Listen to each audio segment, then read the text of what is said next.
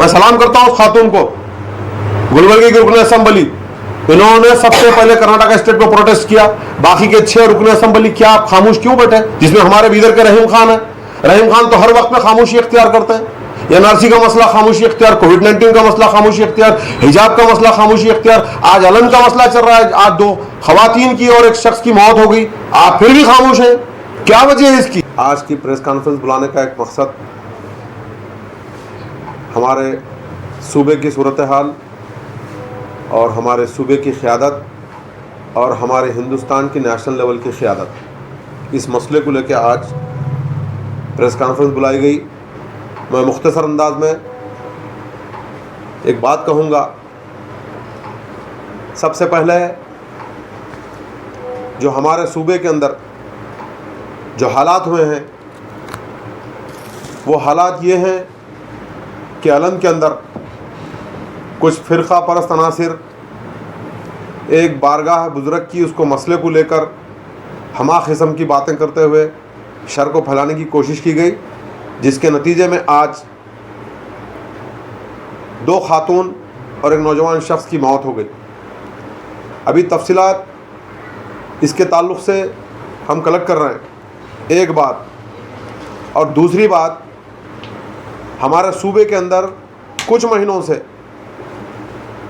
ऐसे मामला चल रहे हैं जो कि बिल्कुल फ़िरक़ा परस्त और फ़िरक़ा परस्ती की सियासत के मोड़ के ऊपर है। मसलन मैं जैसा आपको एक बात बताता चलूँ कि माजी में ऐसे हालात हुए, जैसा कि आपको 2 साल के अरसे की एक बात बताता चलूँ मैं। एनआरसी का मसला हुआ, हमारी लीडरशिप खामोश। कोविड-19 का मसला 2020 का हुआ, हमारी लीडरशिप खामोश। 2021 में कोविड-19 का मसला हुआ, हमारी लीडरशिप खामोश। और आज हिजाब के मसले चल रहे हैं तो हमारी लीडरशिप खामोश। मैं लफ्ज़ इन लोगों से एक बात पूछना चाहता हूं, जैसा कि अभी असम्बली के अंदर एक सेशन में हमारे मुस्लिम क़ायद बेंगलुरु के जनाब ज़मीर अहमद ख़ान साहब कुछ हिजाब के ऊपर बोलना चाहते थे, जिनको पार्टी के सदर, कर्नाटका स्टेट कांग्रेस कमेटी के सदर DK शिव कुमार साहब ने रोक दिए। मैं इनसे ये पूछना चाहता हूँ कि भाई, तुमको फंडामेंटल राइट्स, हिंदुस्तान का कॉन्स्टिट्यूशन इस बात की इजाज़त देता है कि तुम हिजाब लगा सकते हैं, अपने अपने राइट्स का यूज़ कर सकते हैं, लेकिन जब तुमको हिजाब के मसले में बोलने आता है तो फिर तुम एक मुस्लिम लीडर को असम्बली के अंदर खामोश कर देते हैं। क्या तुम हिजाब के ताल्लुक़ से बोलने नहीं दिया सकते? खैर ठीक, अगर खामोश भी करवाए हैं कोई बात नहीं, लेकिन तुम तो बोलना था ना। खैर ठीक, अगर खामोश भी करवाए हैं कोई बात नहीं, लेकिन तुम तो बोलना था ना। तुमने भी खामोशी इख्तियार की। तो मैं ये जितने मुसलमानों के वोट लेकर बरसरार इख्तिदार आने वाली जमातें हैं, मैं उनको ये कह रहा हूँ, जिसमें सेकुलर JDS है, कांग्रेस है, कई और जमातें हैं, मेरा कहना यह है कि जब तुम हिजाब के ताल्लुक़ से बात नहीं कर सकते या एनआरसी के ताल्लुक़ से बात नहीं कर सकते, तुम कई और मुद्दों पे मुसलमानों के ताल्लुक़ से बात नहीं कर सकते, तो फिर तुम हिजाब के वोट लेने के लिए कैसे आते हैं? मैं आपको एक मिसाल बताता चलूँ शॉर्ट में। कर्नाटका स्टेट के अंदर 224 सीटें हैं।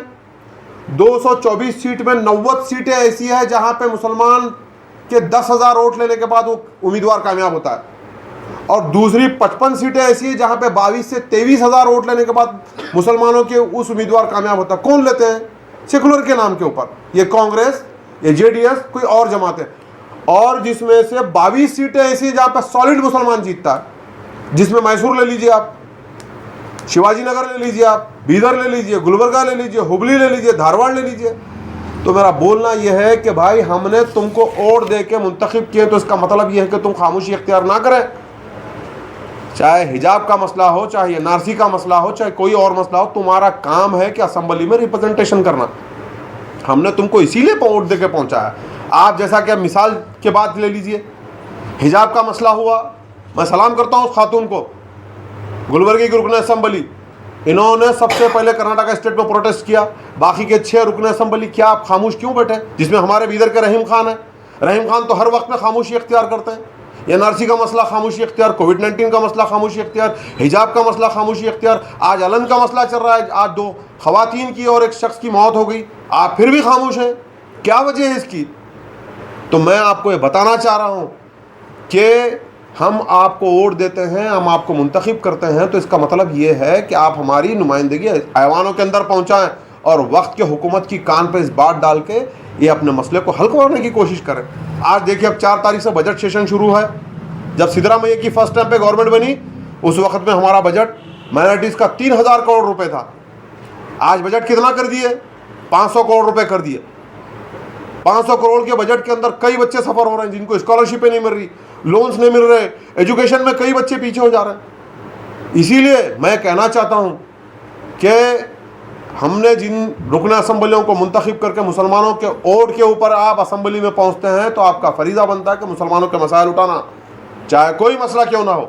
आप कांग्रेस के इतने एमएलए हैं, 7 एमएलए आपको, कि हमने जिन रुकन असम्बलियों को मुंतखब करके मुसलमानों के वोट के ऊपर आप असम्बली में पहुंचते हैं, तो आपका फरीज़ा बनता है कि मुसलमानों के मसाइल उठाना, चाहे कोई मसला क्यों ना हो। आप कांग्रेस के इतने एमएलए हैं, 7 एमएलए आपको मुसलमानों ने वोट दिया कर्नाटक स्टेट के अंदर, आप रेजोल्यूशन क्यों नहीं पास करें? रहीम खान साहब बार बार ये बोलते हैं कि मैं असम्बली में बात उठाता हूँ, कि आपने बात उठाई हिजाब के ताल्लुक से? आपकी लीडरशिप, आपकी हाईकमान खुद ज़मीर अहमद खान को साइलेंट कर दिए। क्या वजह है? ठीक है, ज़मीर अहमद खान को बाजू बिठाते कि आप तो बोलना चाहिए था ना, आपने क्यों नहीं बोला भाई? हमारा बोलना यही है। मैं यही चाहता हूं कि हमारे वोट लेके जब आप ऐवानों में पहुंचते हैं तो आप हमारा रिप्रेजेंटेशन टोटली कंप्लीट तौर पे कीजिए। ऐसे कई मसले हैं, वही बोलने के लिए मैं आज प्रेस कॉन्फ्रेंस बुलाया हूं। इसका मकसद यही है। और आप अगर कुछ क्वेश्चन करना चाहते हो तो क्वेश्चन करिए, फिर मैं आपको रिप्लाई दूंगा। सीधा सीधा आपका टारगेट मतलब बोलने का ये है कि सब कांग्रेस के ऊपर आपका ब्लेम है? नहीं, कांग्रेस, सुनिए, जिस टाइम पे अगर हम कांग्रेस को ब्लेम करते तो मैं आपको ये नहीं बोलता था कि खाली कांग्रेस करी। लास्ट टाइम पे कांग्रेस और जेडीएस गवर्नमेंट दोनों थे, उन्होंने माइनॉरिटी बजट को कम कर दिया। दोनों शरीक हैं। एवरीथिंग कर्नाटका स्टेट के अंदर जो सेकुलर पार्टी है, जो मुसलमानों के वोट लेके जीत के जाती है, तो फिर आज बताओ आप, 4 तारीख को बजट शुरू होने वाला है, बजट सेशन 3000 करोड़ से 500 करोड़ कर दिए। आप बताइए कि 7 एमएलए में कोई एमएलए रिप्रेजेंटेशन कराए सीएम के पास में कि हमारा बजट कम कर दिया गया माइनॉरिटीज़ के, और कम्युनिटीज़ के बजट भी कम कर दिया, फिर उसको रेगुलर कर दिया। माइनॉरिटीज़ में बिलखुसूस मुसलमानों के ताल्लुक से क्यों नाइंसाफ़ी हो रही भाई? मेरा सवाल ये है। बोलना चाहिए, रहीम खान साहब को बोलना चाहिए, ज़मीर अहमद खान साहब को बोलना चाहिए, तनवीर शेठ को बोलना चाहिए, यन्ने हरीश को बोलना चाहिए, यूटी खादर को बोलना चाहिए, कनीज फातिमा को बोलना चाहिए, असम्बली के अंदर बोलना चाहिए इनको कि भाई इस टाइम के ऊपर हमारा माइनॉरिटीज़ का फंड 3000 करोड़ रुपए था, आज 500 करोड़ रुपए क्यों हुआ? इसकी वजह क्या है? आप नहीं बोलते हैं। आप खाली मुसलमानों के वोट मांगने के लिए आएंगे।